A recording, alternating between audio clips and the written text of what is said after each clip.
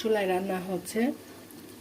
আমি লবণ মরিচ দিয়ে মিষ্টি পুরো একদম আপেলের মতো মিষ্টি, তারপর একটু লবণ মরিচ দিয়ে খেলে আমার কাছে মজা লাগে।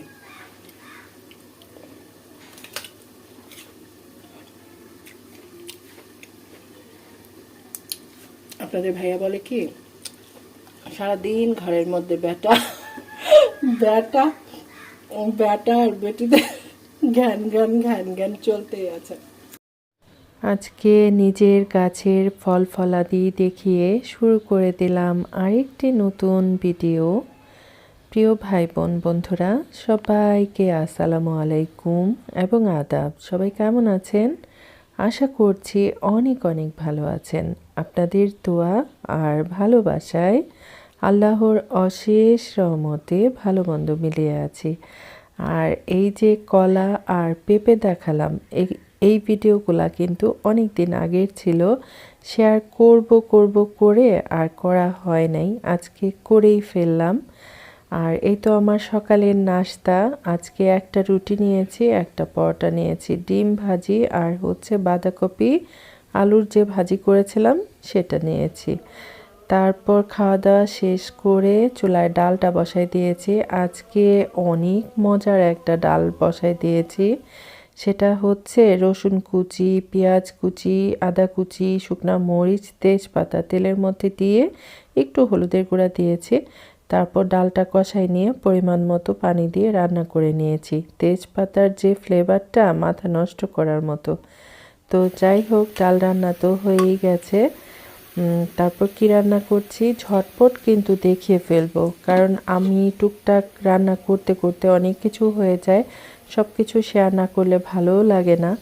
আর এখানে হচ্ছে শিম, ফুলকপি আর আলু, তারপর এখানে কাঁচামরিচ, পেঁয়াজ, এগুলো সব কিছু দিয়ে একটু আদা রসুন বাটা আর একটু হলুদের গুঁড়া দিয়ে সবজিটা ভালো করে সিদ্ধ করে নিয়েছি। তারপর এখন বাগার করছি। আর চিকেন রান্না করব, সে কারণে সেটাও একটু দেখিয়ে দিলাম। আর এই সবজিটা হয়েছে কি, আমি আমার বাবার বাসায় গিয়েছিলাম, তখন দেখলাম আমার বোন রান্না করেছে, এত বেশি মজা লেগেছিল, সে কারণে আজকে আমিও রান্না করে নিচ্ছি। আর রসুন, শুকনো মরিচ আর 1 চিমটি পাঁচফোড়ন দিয়ে বাগার করেছি। থাকেন আমার সাথে।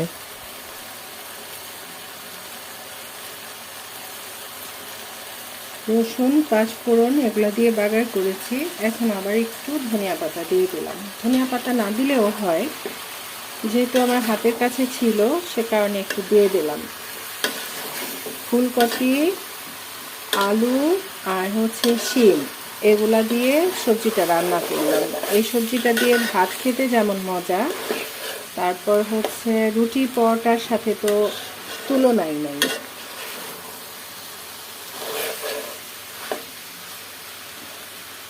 এখন হচ্ছে সবজি খাওয়ার একদম প্রপার টাইম, তাই না? সবজি একদম সস্তায় পাওয়া যাচ্ছে। এখন বেশি বেশি করে সবজি রান্না করে খেতে হবে আর পরিবারের সবাইকে খাওয়াতে হবে। তো রান্নাটা হয়ে গেছে, নামিয়ে নেব।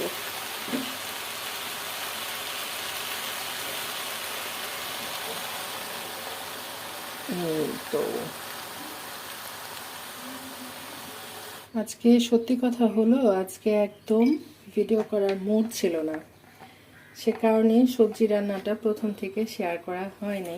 এখন আবার ভাবলাম ভিডিও না করলে কি হবে, ভিডিও না করলে তো হবে না, তাহলে আমি আমার বন্ধুদের সাথে কি শেয়ার করব, তাই না? তেজপাতাটা দিচ্ছি, পেঁয়াজ দিয়ে দিলাম। যারা আমাকে দেখছেন শুনছেন সবার কাছে বিনীতভাবে অনুরোধ থাকবে অবশ্যই লাইক করবেন। কেউ যদি লাইক করতে না চান তাহলে অযথাই কমেন্ট করবেন না, এটা খুবই ব্যাড হ্যাবিট। একটা লাইক করার জন্য আপনার মনে এত দ্বন্দ্ব কেন? একটা লাইক দিয়ে মানুষকে যদি উপকার করা যায় তাহলে বিষয়টা কত ভালো লাগে ভাবতে। যাদের মন মানসিকতা এত ছোট তাদের ভিডিও দেখাও লাগবে না, তারপর কমেন্ট তো করাই লাগবে না। অযথাই কমেন্ট কেন করবেন? এত বড় একটা কমেন্ট করেন, সেটা কষ্ট লাগে না? একটা লাইক করতে কষ্ট লাগে। খুব বাজে একটা বিষয় এটা, আর বলতেই চাই না আসলে। কারোর জন্য ভিডিও শেয়ার করি না, আমি নিজের জন্য নিজে ভিডিও শেয়ার করি। আমার ভিডিও আমিই দেখবো বারবার। অনেক রাগ উঠেছে, সে কারণে আজকে কথাগুলো বললাম। এত এত মানুষকে সারাদিন ধরে যখন সময় পাচ্ছি তখনই সবার ভিডিও দেখছি, তখনই সবাইকে লাইক করে ভিডিও দেখছি। লাইক তো মানে যাদের মানসিকতার মধ্যে সমস্যা আছে তারা মানুষকে লাইক করতে চায় না, মানুষের ভিডিও দেখে চলে যায়। আরও বাজেভাবে বলতে পারতাম, কিন্তু আসলে আমার সাথে যায় না, সে কারণে বললাম না। যাই হোক, কিছু কিছু মানুষ আছে মানুষের কাছে লাইক চাইতে পারে, কিন্তু মানুষকে লাইক দিতে কষ্ট লাগে। আজকের কথাগুলো হচ্ছে সেই সব মানুষের জন্য, সবার জন্য না। আমার অনেক প্রিয় ভাই বোন আছে, ভালোবাসার মানুষ, তারা ভালোবেসে লাইক করেই ভিডিও দেখে।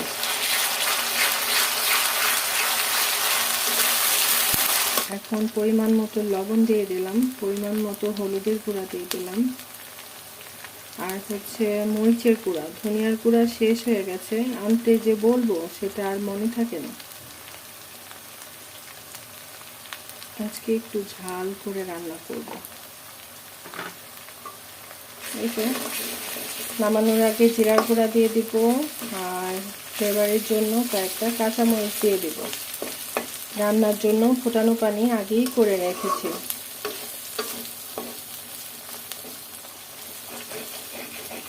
সবসময় শুনেছি ভালোবাসলে ভালোবাসা পাওয়া যায়, এখানে দেখলাম আসলে কারো কারো জন্য একদম ব্যতিক্রম। কিছু স্বার্থপর মানুষ আছে, নিজের বেলায় ভালো বুঝে, অন্যের বেলায় বুঝে না। আপনাকে যে আমি সময় দিচ্ছি, আমার সময়টার কি দাম নাই? হ্যাঁ, আমার সময়ের কি দাম নাই? আপনি যে আমার কাছ থেকে সময় নিচ্ছেন, আপনি কেন ফুল ওয়াচ করছেন না? আপনি কেন ভিডিও অল্প অল্প দেখে চলে যাচ্ছেন? আর আপনাকে আমি দেখি, সেটা আপনার নিতে তো ভালোই লাগে, তাই না? আসলে ভালো মানুষকে খারাপ খারাপ করার পেছনে খারাপ মানুষদের ভূমিকা আছে, আসলে দেখলাম আমি। আমাকে এখন যে যেভাবে ভিডিও দেখবে, আমি ঠিক সেভাবে সবার ভিডিও দেখব। আমি ভালো থেকে কি হবে?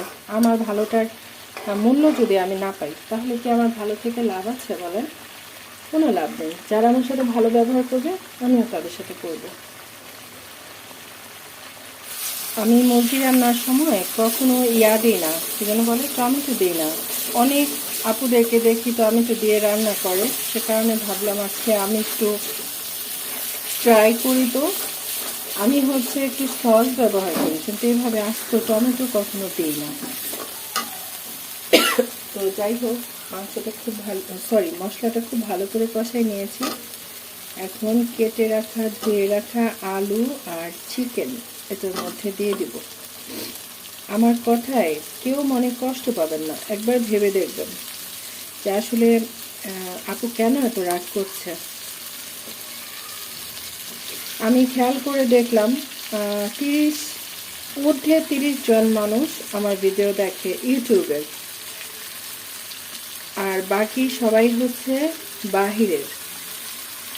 তো আমি কাদের ভিডিও দেখি সারাক্ষণ?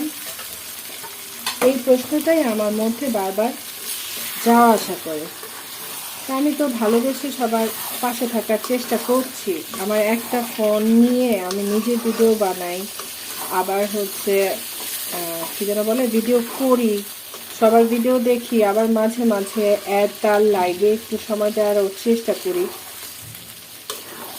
তো আমি যদি এত কিছু পারি একটা ফোন নিয়ে, আপনারা একটু কষ্ট করে ফুল ওয়াচ করতে আপনাদের কেন এত কষ্ট হয়? আমি তো এমনি সময় চাই না, আমি আপনাকে সময় দিচ্ছি, তার বিনিময়ে আপনি আমাকে সময় দেবেন, তাই না? ফ্রিতে কেউ কাউকে কিছু দেয়ও না, কেউ চায়ও না। কিন্তু ওই যে হাতে গোনা কিছু মানুষ আছে যারা অন্যের কাছ থেকে লাইক চায়, লাইক করবেন, তারা আবার লাইক করে না, আবার বারবার বলে ফুল ওয়াচ করবেন, তারা নিজেরাই মানুষকে ফুল ওয়াচ করে না। আরে ভাই, তোমার চ্যানেল বড় হোক, আরও কিছু হোক, সেটা আমার কি যায় আসে? আমার আসলে জানেন, আমার অন্যের কি হলো কি না হলো সেগুলো নিয়ে আমার কখনো মাথা ব্যথা নেই। কিন্তু ইদানিং দেখছি আমার ভিডিওর মধ্যে একদম সময় আসছে না, ওয়াচ টাইম এত মানে এত পুর একটা ওয়াচ টাইম আসে, এটা বলতেও পারবো না। সেই জন্য বললাম যে আমি এত কষ্ট করি কেন। আচ্ছা, এই বড়িগুলা খাওয়ার পর যদি দানাগুলা ড্রামের মধ্যে লাগায় রাখি তাহলে কি গাছ উঠবে? আমাকে বলবেন তো কেউ।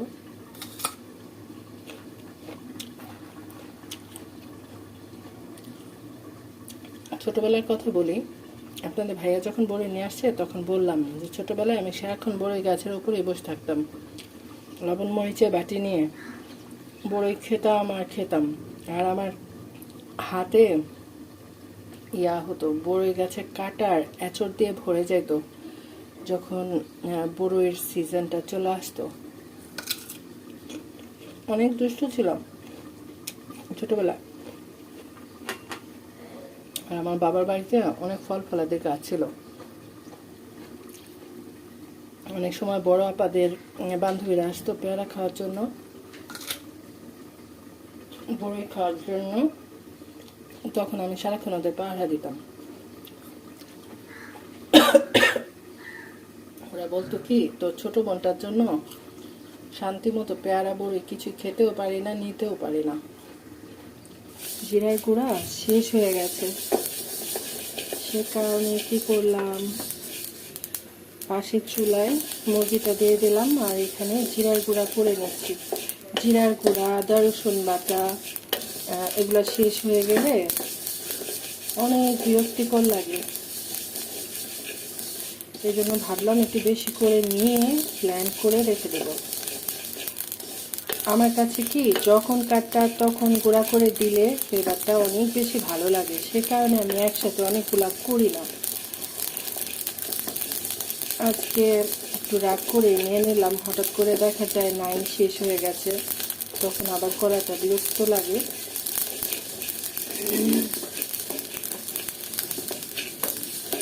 ব্যাস হয়ে গেছে, ঠান্ডা করে তারপর ব্লেন্ড করে নিয়ে নেব। আমি তো অনেক না, আজকে ঝোল ছাড়াই রান্না করব। ঝোল ছাড়া রান্না করব? এত ঝোল খেতে ভালোবাসো? খুব ভালো করে, হ্যাঁ বলো। না না না, ওগুলো আমি রেখে দিয়েছি। কেন? আর মেয়ে বলছে চিকেনে পা দাও নাই তো, আর বলতেছে যে ওগুলা তুমি বিড়ালকে দিয়ে দিবা। পা খেতে আমি ভালোবাসি, আমি বিড়াল। হ্যাঁ, ওগুলা রেখে দিয়েছি, ওগুলা আমি আলাদা করে মজা করে রান্না করে খাবো। আমার মেয়ের জন্য মুরগির মধ্যে পা দেওয়াটা সমস্যা হয়ে গেছে, সে তাহলে খেতে চায় না। আর 10 মিনিট লাগবে। কেন তুমি? আরে বাবা রে বাবা, একটা রুটি খাও না এখন, একটা রুটি আর একটু ভাজি। আচ্ছা ঠিক আছে, ভাত হয়ে গেছে। কাঁচা মাংস দিব? এই শোনো, তুমি যদি এখনই খেতা তাও খেতে পারতে, এটা কষাতে কষাতে এই যে দেখো, এই যে চিকেন সিদ্ধ হয়ে উল্টে গেছে, আর তুমি কি সব বলছো না বলছো। মেয়েটার মাথা নষ্ট আজকে।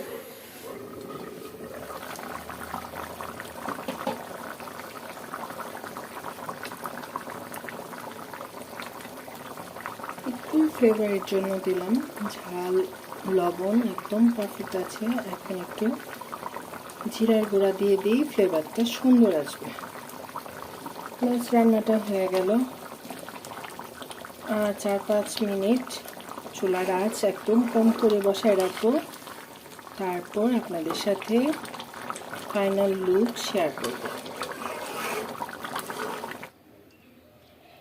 চলে আসলাম আজকের চিকেন রান্নার ফাইনাল লুক শেয়ার করার জন্য। একদম ফাটাফাটি একটা কালার আসছে, আর ঝাল লবণ একদম পারফেক্ট আছে।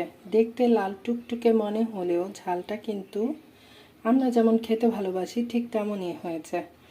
আর আরেকটা কথা হচ্ছে, আমি তো আমার ইউটিউবের বোনদেরকে দেখে আজকে এখানে টমেটো দিয়েছিলাম। টেস্টটা সত্যি সত্যি অনেক বেশি ভালো এসেছে। আমার মেয়ে তো বসে আছে ভাত খাওয়ার জন্য। সে এখন গরম গরম ভাতের সাথে লাল লাল আর ঝাল ঝাল চিকেন দিয়ে মজা করে ভাত খাবে, সাথে লেবু তো আছেই।